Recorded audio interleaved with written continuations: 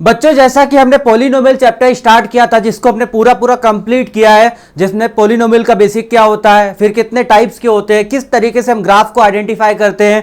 Again उससे related जो problems थी एनसीईआरटी के अलावा जो पीवाईक्यू के क्वेश्चंस थे, जो सीबीएसई ने क्वेश्चन पूछे थे, वो सारे हमने कंप्लीट किए। उसमें ऑब्जेक्टिव क्वेश्चंस बचे थे जिसको हम बाद में कवर करने वाले हैं। हम देखते हैं नया चैप्टर स्टार्ट करेंगे क्वाड्रेटिक इक्वेशन, हम जिसमें देखेंगे क्वाड्रेटिक इक्वेशन होती क्या है, किस तरीके से हम इक्वेशन को सॉल्व करते हैं, किस तरीके से हमने क्वाड्रेटिक पॉलिनोमियल को, जो हमने पढ़ रखा था कि क्वाड्रेटिक पॉलिनोमियल होता क्या है, उसको हम किस तरीके से इक्वेशन के फॉर्म में कन्वर्ट करेंगे, किस तरीके से जो हम वहां जीरोस बोलते थे उसको हम कैसे रूट्स बोल देते हैं, किस तरीके से हम एक्स की वैल्यू निकालने वाले हैं, ये सब कुछ कवर करने वाले हैं। तो हम एक बार देखते हैं इस चैप्टर में क्या क्या करना है और किस तरीके से हम चीजों को अप्रोच करना है। जैसे मैं चैप्टर की बात करूं तो चैप्टर में पहला अगर मैं बात करूं क्वाड्रेटिक पॉलिनोमियल होता क्या है, रियल लाइफ सिचुएशन क्या होती है, दूसरा क्या होता है quadratic equation, third solution by factorisation, हम किस तरीके से, जैसे हम मिडिल टर्म स्प्लिट सीख रहे थे तो मिडिल टर्म स्प्लिट पे ही ये बेस्ड है। अगला क्वाड्रेटिक फॉर्मूला क्या होता है, नेचर ऑफ रूट्स, अगर मैं बात करूं इस चैप्टर में मोस्ट इंपॉर्टेंट टॉपिक है नेचर ऑफ रूट्स। अगर नेचर ऑफ रूट्स समझ आ गया तो चीज़ें आपको, बहुत सारी चीज़ें ऐसी है जो आपके ऑब्जेक्टिव क्वेश्चन बन जाएंगे। 2 मार्क्स 3 मार्क्स के क्वेश्चन आते हैं नेचर ऑफ रूट्स पे। अगेन इसके बाद में इसकी समरी, तो इसमें 2-3 चीजें हैं इस चैप्टर में जो बहुत ज्यादा इंपॉर्टेंट है, बहुत बड़ा रोल प्ले करता है। पहली चीज कि आपको फैक्टराइजेशन आना चाहिए जो कि हम मिडिल टर्म स्प्लिट स्टार्टिंग से सीख रहे हैं, और दूसरी चीज नेचर ऑफ रूट्स आना चाहिए कि नेचर ऑफ रूट्स हम किस तरीके से हम इंप्लीमेंट करते हैं जिससे हम के की वैल्यू या अननोन वैल्यूज रहती है जिससे हमें आइडेंटिफाई करना रहता है। तो हम इस चैप्टर में देखते हैं कि सबसे पहले क्वाड्रेटिक इक्वेशन क्या होती है और इसका इंट्रोडक्शन। इन्होंने कुछ साइंटिस्ट वगैरह के नाम दे रखे हैं, जैसे इन्होंने ये ईयर दे रखा है, आप एक बार देख लेना, गो थ्रू कर लेना। चीजें स्टार्ट करते हैं हम कहां से, क्वाड्रेटिक इक्वेशन होती क्या है। तो हमने अभी पढ़ रखा है कि क्वाड्रेटिक पॉलिनोमियल क्या होता है। पॉलिनोमियल क्या होता है, पॉलिनोमियल में हमने पढ़ा था कि इसको हमने 3 तरीके से क्लासिफाई कर दिया था। एक हमने बोला था लीनियर पॉलिनोमियल, दूसरा हमने बोला था क्वाड्रेटिक पॉलिनोमियल, और तीसरा हमने बोला था क्यूबिक पॉलिनोमियल। हम अभी जो क्वाड्रेटिक पॉलिनोमियल है उसी को हम क्या बोलेंगे, ये क्या बन जाएगा, ये क्वाड्रेटिक इक्वेशन बन जाएगा और इसी को हम सॉल्व करने वाले हैं। क्वाड्रेटिक इक्वेशन क्या होती है, देखो एक क्या होती है, quadratic equation is a variable in a equation of in the form of equation. अब क्या होना चाहिए, उसकी जो कोफिशिएंट है एक्स स्क्वायर का वो नॉन जीरो होना चाहिए। जैसे मैंने लिख दिया यहाँ पे, हमने ये भी पढ़ रखा है कि क्वाड्रेटिक पॉलिनोमियल होने के लिए ए एक्स स्क्वायर प्लस में बी एक्स प्लस में सी, ये स्टैंडर्ड फॉर्म है। इस स्टैंडर्ड फॉर्म में ए की वैल्यू कभी भी जीरो नहीं होनी चाहिए। अगर ए की वैल्यू जीरो हो गई तो हम क्या बोलेंगे, क्वाड्रेटिक पॉलिनोमियल नहीं होगा। क्यों, क्योंकि अगर ये जीरो हो गया तो सिर्फ लीनियर बचेगा। ये देखो अगर मैंने इसको जीरो कर दिया तो जीरो इंटू में एक्स स्क्वायर क्या हो जाएगा, डेट इज जीरो। हमारा रिमेनिंग पोर्शन क्या बच रहा होगा, बी एक्स प्लस सी, तो इसकी पावर 1 और इसको हम बोलते हैं लीनियर। तो क्या होना चाहिए, इस फॉर्म में होना चाहिए कुछ ए एक्स स्क्वायर प्लस में बी एक्स प्लस सी। क्योंकि ये एक्सप्रेशन नहीं है, क्योंकि ये पॉलिनोमियल नहीं है, ये क्या है, ये बच्चों ये जीरो के से इक्वेट करेंगे क्योंकि हम किस टर्म में लिख रहे हैं, इसे इक्वेशन के टर्म में लिख रहे हैं। तो ये हमारा क्या हो गया, क्वाड्रेटिक इक्वेशन हो गया। अब इसमें ए क्या होना चाहिए, नॉन जीरो होना चाहिए, और डिग्री क्या होनी चाहिए, डिग्री इसकी 2 होनी चाहिए। मतलब जो वेरिएबल की पावर है, हमने क्वाड्रेटिक पॉलिनोमियल में पढ़ा था कि जो वेरिएबल की पावर होगी उसकी हाईएस्ट पावर क्या होनी चाहिए, 2 होनी चाहिए। और ये नंबर्स किसके ऑर्डर में लिखे होना चाहिए, सारे नंबर डिसेंडिंग ऑर्डर में लिखे होने चाहिए। जैसे पावर 2, पावर 1, फिर पावर 0। पावर 0 कहां से होगी, देखो जैसे मैंने लिख दिया ए एक्स स्क्वायर फिर बी एक्स प्लस में सी, और x की पावर मैंने क्या कर दिया 0, और x की पावर आपको पता होगा ऑलरेडी 0 किसके इक्वल होता है, 1 के। तो ये अभी भी क्या लिखा है, c इंटू 1, और ये क्या लिखा है bx, और अगेन ये क्या लिखा है, ये पहला पार्ट है a एक्स स्क्वायर। तो ये हमारे पास किस फॉर्म टर्म में है, मैंने बताया जो पावर है, यह हम बोल सकते हैं x की जो डिग्री है वो डिसेंडिंग ऑर्डर में होनी चाहिए। पहले पावर 2, फिर पावर 1, फिर पावर 0। इसको हम क्या बोलते हैं, क्वाड्रेटिक इक्वेशन के फॉर्म में हमने कन्वर्ट कर लिया। अब जब कन्वर्ट कर लिया तो ये स्टैंडर्ड फॉर्म हो गया। स्टैंडर्ड फॉर्म इन्होंने दे रखा है जिसकी हाईएस्ट डिग्री क्या होनी चाहिए, 2 होनी चाहिए।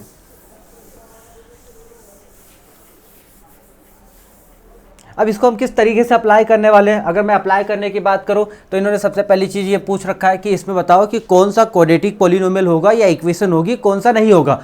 तो जिसकी हाईएस्ट पावर क्या होनी चाहिए, जिसकी हाईएस्ट पावर 2 वो क्वाड्रेटिक पॉलिनोमियल होगा। जिसकी हाईएस्ट पावर क्या होगी, 1 होगी, वो लीनियर होगा। जिसकी हाईएस्ट पावर क्या बनेगी, 3 बनेगी, वो क्या बनेगा, क्यूबिक बनेगा। जिसकी हाईएस्ट पावर क्या हो जाएगी, 4 हो जाएगी, वो क्या बन जाएगा, वो क्या बनेगा, वो बनेगा पॉलिनोमियल ऑफ डिग्री 4।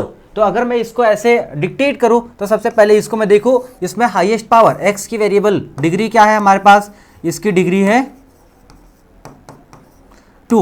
अगर डिग्री 2 है तो हम इसे क्या बोलेंगे, ये हमारे पास क्वाड्रेटिक इक्वेशन है।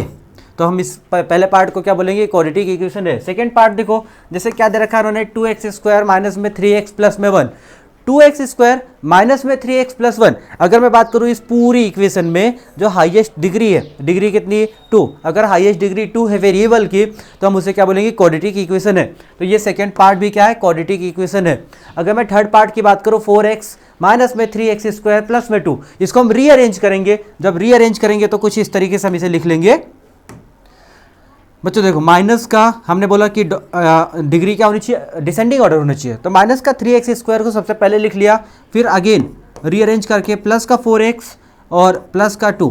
क्या मैं इसको इक्वेट करूं तो अभी भी ये इसकी हाईएस्ट पावर वेरिएबल की क्या आ रही है 2, और वेरिएबल की अगर हाईएस्ट पावर 2 है तो हम क्या बोलेंगे, इसकी डिग्री क्या हो गई है, 2 हो गई है। और अगर डिग्री 2 हो गई है तो उस केस में क्या होता है, वो क्या बन जाता है, क्वाड्रेटिक इक्वेशन बन जाता है। तो ये वाला पार्ट भी क्या है, क्वाड्रेटिक इक्वेशन है। इसको मैं देखता हूँ, यहाँ पे हमारे पास है x प्लस 12। अगर मैं x प्लस 12 की बात करूँ, x प्लस 12 हाईएस्ट पावर क्या है इसकी वेरिएबल की 1। अगर हाईएस्ट पावर 1 मतलब क्या बोलेंगे, डिग्री इसे बोलेंगे, ये डिग्री 1 है और डिग्री 1 है तो हम इसे क्या बोलेंगे, लीनियर पॉलिनोमियल बोलेंगे। हम इसे क्या नहीं बोलेंगे, कभी भी क्वाड्रेटिक पॉलिनोमियल नहीं बोलेंगे। ये कौन सा पॉलिनोमियल होगा, ये कौन सी इक्वेशन होगी, ये होगी लीनियर इक्वेशन। अगला पावर 3 है, पावर 3 है मतलब क्या बनेगा, इसकी डिग्री कितनी हो गई, इसकी डिग्री हो गई 3। तो इस वाली इक्वेशन को हम क्या बोलेंगे, इसको हम बोलेंगे क्यूबिक। बच्चों क्या बोलेंगे, क्यूबिक इक्वेशन। अगला क्या है, जैसे मैं इसको फिर से रीअरेंज कर लेता हूँ। जब मैंने रीअरेंज किया तो ये कुछ इस तरीके से लिखा है, माइनस x² और ये प्लस माइनस करके क्या हो जाएगा 301। हम देखेंगे, कंपेयर करेंगे तो इसकी हाईएस्ट पावर क्या आ रही है, हमें सिर्फ डिग्री से मतलब है।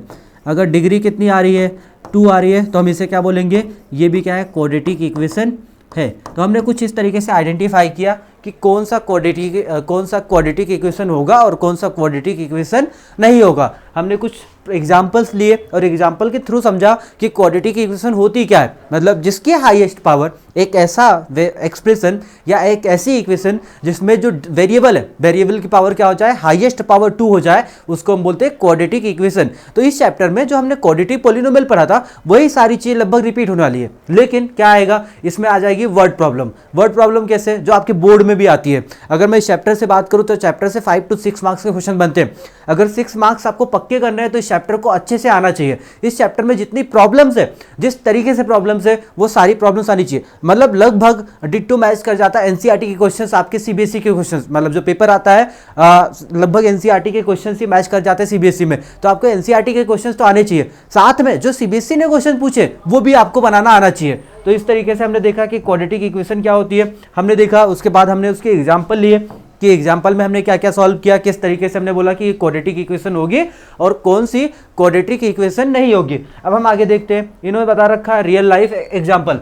रियल लाइफ एग्जाम्पल एक हॉल का लिया है उन्होंने कि किस तरीके से हम ये कंसीडर कर लेते हैं कि ये क्वाड्रेटिक इक्वेशन बनेगी, कौन सी नहीं, और किस तरीके से हम बनाते हैं। जैसे हम बोलते हैं ना कि मैथमेटिक्स यूज कहाँ होती है, ऐसे इन्होंने क्या बोला है, इन्होंने बोला कि एक प्रॉब्लम बता दी है। प्रॉब्लम कैसे, एक वर्ड प्रॉब्लम बता दी है और बताया कि इसको रीअरेंज करना है, किसके फॉर्म में, क्वाड्रेटिक इक्वेशन के फॉर्म में रीअरेंज करना है। तो क्या बता रखा है, a charity trust builds a prayer hall with a carpet area 300 metre square, length is one more, length क्या है, 1 more than the twice of its breath.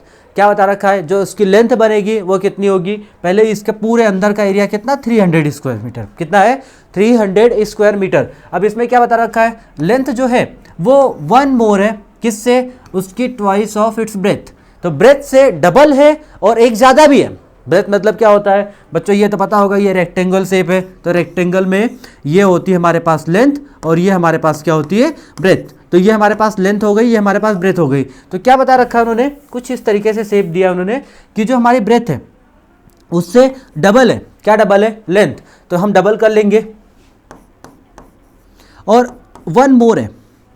मैंने क्या किया, ये किसकी वैल्यू आई है, लेंथ की। मैंने क्या बोला, लेंथ की वैल्यू हमारे पास क्या है, ब्रेथ से लेंथ की वैल्यू ब्रेथ से डबल है और वन मोर है। देखो एक बार इसको आपको अच्छे से रीड करना आना चाहिए। अगर ये रीड बिटवीन लाइन कर लोगे, आपको ये प्रॉब्लम समझ में आ जाएगी कि क्या कहना चाह रहा है, तो आपके क्वेश्चंस ऑटोमेटिक बन जाएंगे, कोई क्वेश्चंस में प्रॉब्लम्स नहीं आएगी। तो हमने क्या किया, हमने वो कंसीडर किया कि length one more than the twice of its breath. तो मैंने ब्रेथ को क्या मान लिया b, तो ये क्या हो जाएगा, लेंथ हमारी बनेगी 2b + 1।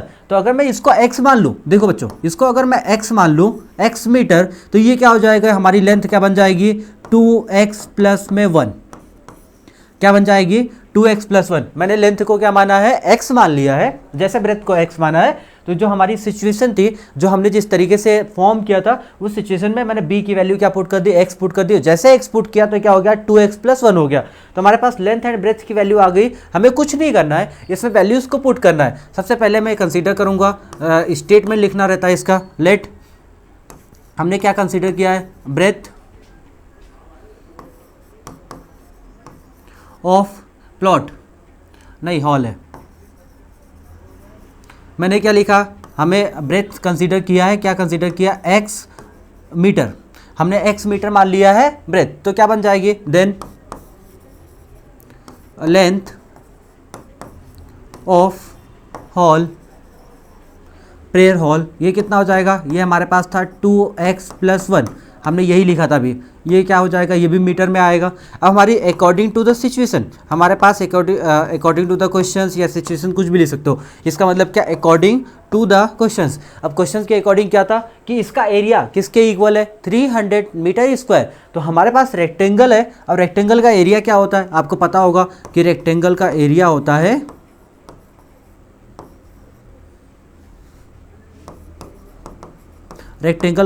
है लेंथ इंटू में ब्रेथ। तो जो गिवन था, मैंने लेंथ निकाल लिया, मैंने ब्रेथ निकाल लिया, और उसका मल्टीप्लाई करना है। तो हमारे पास ब्रेथ की वैल्यू कितनी है, x, लेंथ की वैल्यू क्या है 2x + 1। ये किसके इक्वल आएगा, क्योंकि हमारे पास एरिया गिवन है, तो एरिया कितना है 300 मीटर स्क्वायर। ये हमारे पास लेंथ है, ये हमारे पास ब्रेथ है। l इंटू बी किसके इक्वल होता है, एरिया के। l इंटू बी किसके इक्वल होता है, एरिया के। मैंने क्या किया, लेंथ इंटू ब्रेथ कर दिया और किसके इक्वल इक्वेट कर दिया, एरिया के।